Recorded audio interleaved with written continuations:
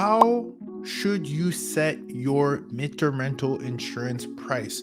We know that we are in this space because we can charge a premium, but we also need to understand why we can charge a premium.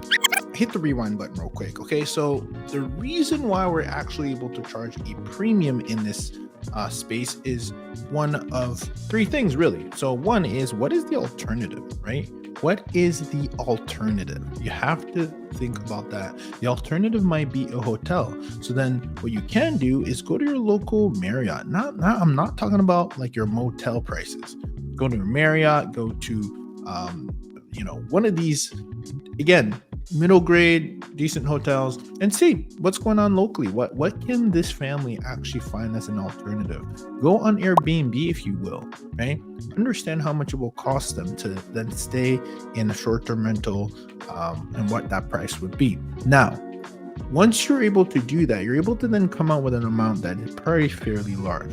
Now, you're going to want to be either within that sweet spot, because the truth is, a lot of other accommodative services like a hotel or other Airbnbs are just not going to be available, and that's why they're coming to you.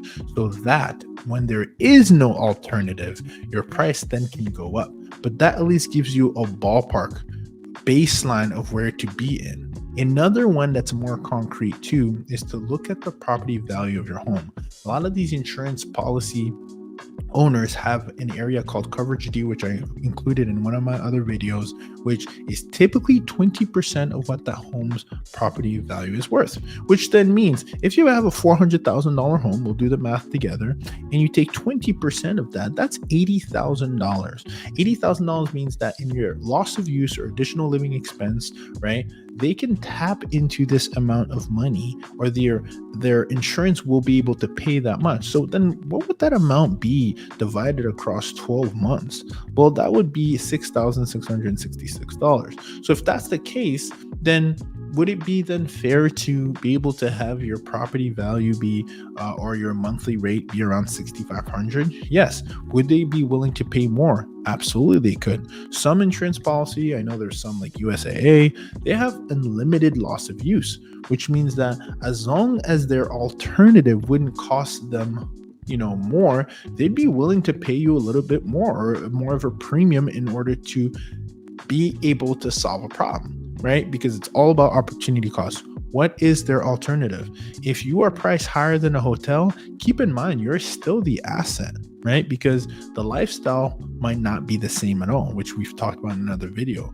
We're talking about a family that had a backyard, that had a garage, that had an open kitchen concept.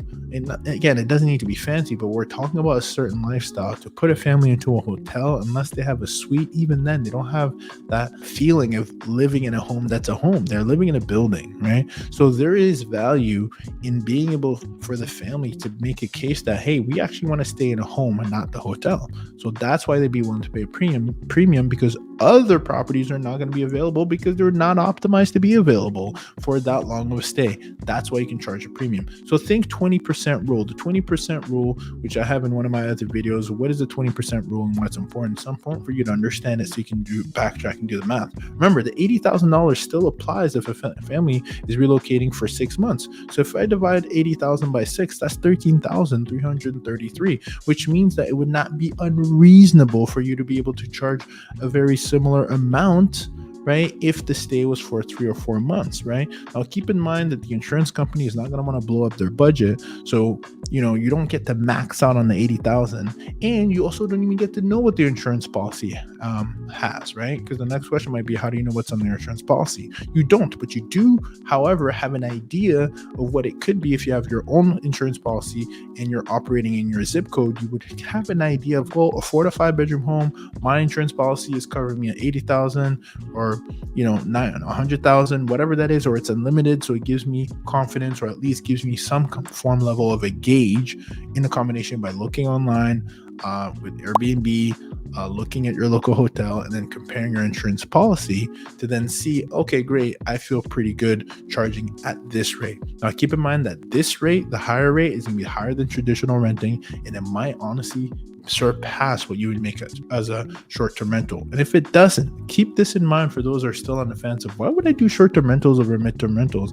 Because you get the 100% occupancy benefits. If you do the math never lies. If you're a 60% occupied and making what you make with your Airbnb revenue, great. But what would that mean if you're slightly cheaper, right? Maybe about a couple, let's say just about $100, but you were 100% occupied for the next 6 months. What would that do for you? Do not forget to do the math. That is how we get to this space in the first place. I had never done the math in a short-term rental space that I didn't understand the importance and the power of doing the math to understand that, in a short-term rental, you could be 40% occupied and still make a killing. That's correct. Well, do the exact same math with midterm rental insurance to understand, or midterm rentals, I should say in general, to understand the power of consistency and 100% occupancy, even if it's for the next 3 months or 4 months, because that number may very well surpass at a very high level and give you the peace of mind along with it to have a midterm rental insurance stay within your home. And that is how you're able to calculate how you set your midterm rental price. That is daily or monthly price. Now, I'll give you a little bonus. If you're able to do a daily price, I like to do daily price because it allows me to then have the ability to make more when a month has 31 days versus 30. Just a little sum that I thought I'd throw in there for those of you who are looking to maximize your dollar. Again, hit the subscribe button if you're getting value, and make sure you grab the midterm rental insurance blueprint on experimentrealestate.com.